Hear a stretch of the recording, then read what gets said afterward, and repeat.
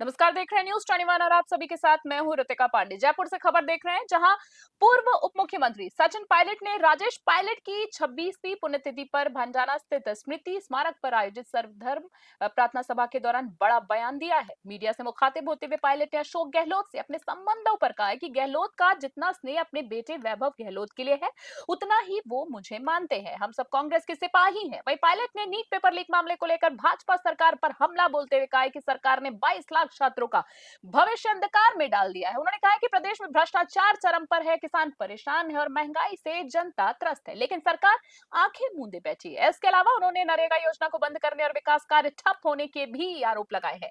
मध्य प्रदेश में कांग्रेस प्रत्याशी का नामांकन रद्द होने पर पायलट ने तीखी प्रतिक्रिया दी है। उन्होंने इसे साजिश करार देते हुए कहा कि चुनाव आयोग को दबाव में काम करने के लिए मजबूर किया जा रहा है, जो लोकतंत्र के लिए खतरनाक है। उन्होंने स्पष्ट किया है कि कांग्रेस इस मामले को लेकर सुप्रीम कोर्ट का दरवाजा खटखटाएगी। दौसा से अश्विनी जांगड़ी की खास रिपोर्ट।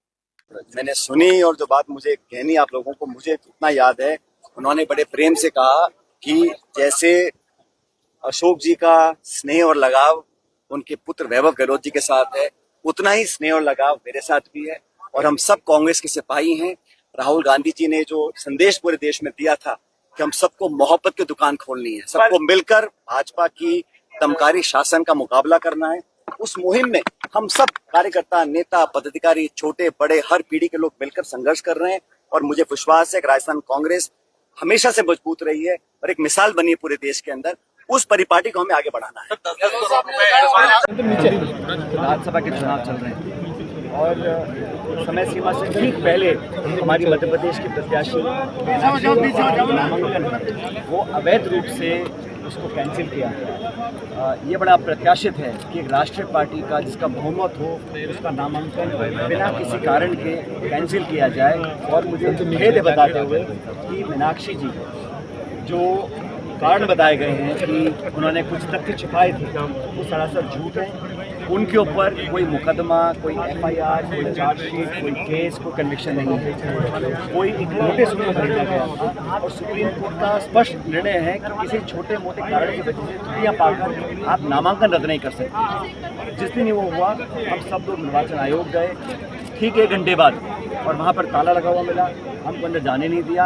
हम सब लोगों ने, वेणुगोपाल जी थे, मैं था, हम सब महासचिव, वो सब नेता वहाँ पहुँचे, हमने धरना दिया। तब जाके तो उन्होंने हमारे आवेदन स्वीकार करने की सहमति दी और आज हम लोगों ने निर्णय भी किया है कि इस मसले को लेकर हम सुप्रीम कोर्ट में जाएंगे। लेकिन जिस प्रकार निर्वाचन आयोग और बाकी संस्थाओं को दबाव में काम करने के लिए मजबूर किया जा रहा है, ये लोकतंत्र के लिए एक शुभ संकेत नहीं है। मुझे खेद है कि भारतीय जनता पार्टी की सरकार ने लगातार दबाव बनाया अधिकारियों पर, प्रशासन पर, निर्वाचन आयोग पर और उसी की वजह से इस प्रकार के काम हो रहे हैं। पहले एसआईआर हो, वोटर लिस्ट हो, अनियमितताएं हो, उसका विवरण पूरा देश जानता है, लेकिन अब आप विपक्षी पार्टी का नामांकन रद्द कर देंगे, ये पहले कभी हुआ नहीं है। और मुझे लगता है बहुत बड़ी साजिश है। लेकिन हम न्यायपालिका में भी जाएंगे, लेकिन देश को जागरूक करेंगे किस प्रकार से भारतीय जनता पार्टी अपने विरोधियों को नाजायज तरीके से दबाने की कोशिश कर रही है। बाकी राजस्थान और प्रदेश में जो चल रहा है, हम देख रहे हैं भ्रष्टाचार के इतने सारे खुलासे हो रहे हैं और ये सरकार आंखें बंद कर अनसुनी कर रही है सारी बातों को। तथ्य आ गए, मीडिया में प्रकाशित हो गया, लोग पकड़े जा रहे हैं क्योंकि आपसी सरकार में द्वंद्व इतना है, आपसी खींचतान इतनी है कि सत्ता का केंद्र कौन बने।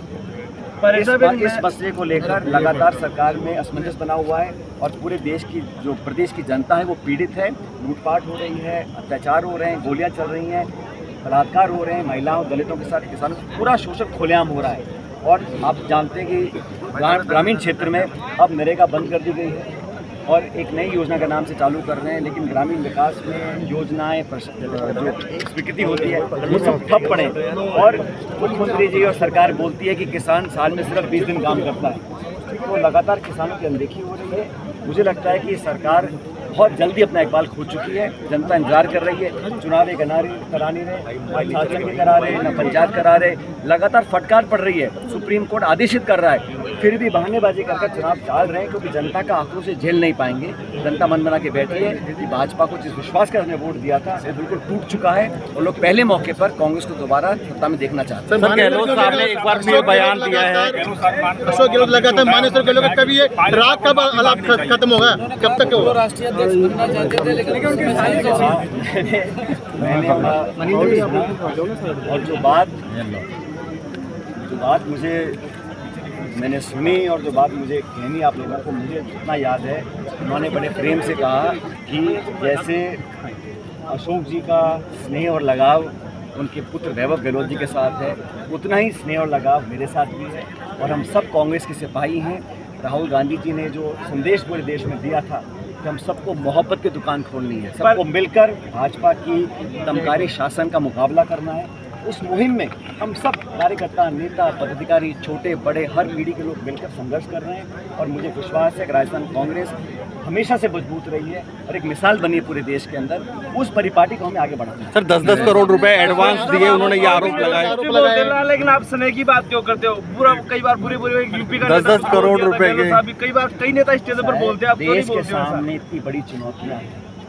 22 लाख बच्चों का भविष्य खराब कर दिया, नीट के पेपर लीक हो गए, दर्जनों पेपर लीक हो रहे हैं, भ्रष्टाचार फैल रहा है, किसान की आमदनी दुगनी क्या आधी हो गई है, तेल के दाम बढ़ रहे हैं, गैस के सिलेंडर के दाम बढ़ रहे हैं और लगातार इसके देश में जो व्यवस्था है उसके खिलाफ विपक्ष एकजुट हो रहा है। अभी हाल में हमारी इंडिया अलायंस की मीटिंग हुई, सब लोगों ने दोबारा संकल्प लिया कि मिलकर भाजपा का मुकाबला करेंगे। हमारा एक ही उद्देश्य है, राहुल गांधी और खड़गे जी ने जो कांग्रेस को नेतृत्व दिया है, जो संगठन सृजन हुआ है, पार्टी को मजबूत करने की मुहिम है, उसे पूरा साथ दें और भाजपा को 12 साल हो गए, कब तक ये नेहरू जी को, इंदिरा जी को, मनमोहन सिंह जी को कोसते रहेंगे? इन 12 सालों में अपनी रिपोर्ट कार्ड पेश कर जनता के सामने। सर 10-10 करोड़ रुपए से डर रहे हैं, सुनिए, चुनावों से वो डर रहे हैं और जनता ने मन बना लिया। अब जो विपक्ष है वो मजबूती से आगे बढ़ेगा और भारतीय जनता पार्टी कितनी कोशिश कर ले, कांग्रेस पूरे देश में मजबूत है और सबसे मजबूत राजस्थान है।